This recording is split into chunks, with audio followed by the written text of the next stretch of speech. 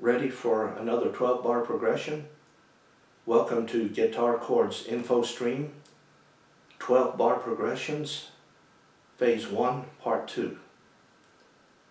Here in Part 2, we're basically going to do the same thing we did back in Part 1, except we'll be in the key of A this time instead of the key of C.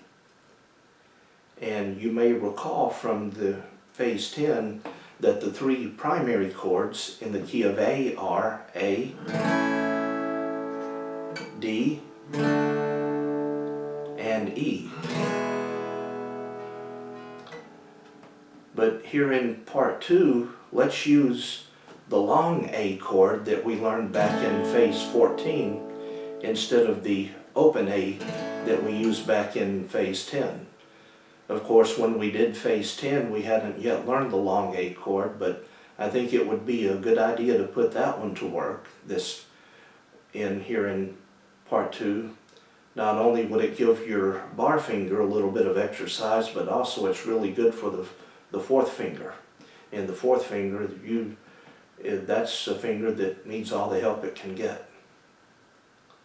So if you think it would help, feel free to first of all reacquaint yourself with the three basic chords in the key of A like you did in Phase 10, only use the long A chord instead of the open A chord. You would start by just strumming the three primary chords and letting them ring. A, the long A, D, and E, and spend some time doing that until you feel comfortable with the changes. And then the next step, of course, would be to spend some time strumming each one of the chords for a measure apiece, for one measure apiece. You've got a little tongue-tied trying to play and talk at the same time.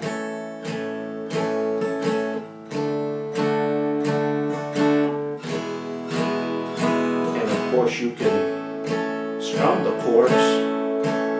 You can strum the chords as many times as you want to, as many rounds as you want to for using A, D, and E. And then when you think you're ready, then just go ahead and move on to our 12-bar progression. But on the other hand, if you think you're ready to dive right into a 12-bar progression using the long A chord, then feel free to do it that way as well, and only go back and reacquaint yourself with the key of A if you feel like it would help you. So with that having been said, at this time I'll demonstrate a 12-bar progression in the key of A using the long A chord.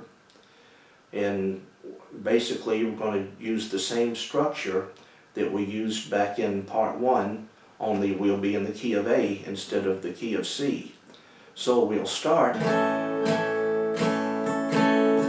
by doing 4 measures in the key of A, and then 2 measures in playing the D chord, 2 measures of A, 2 measures of E,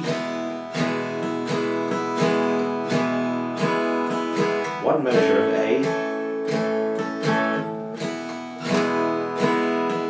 I'll play it again. 4 measures of A. Just doing the upstrokes whenever I feel like it.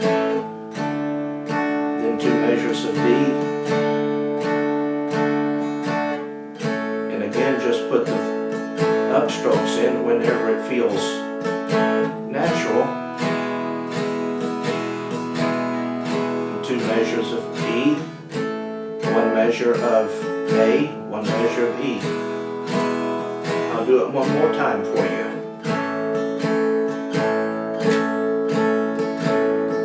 4 measures of A,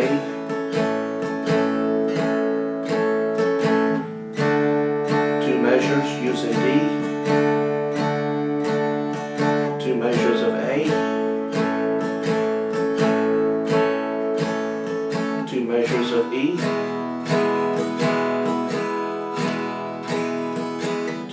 1 measure of A, 1 measure of E.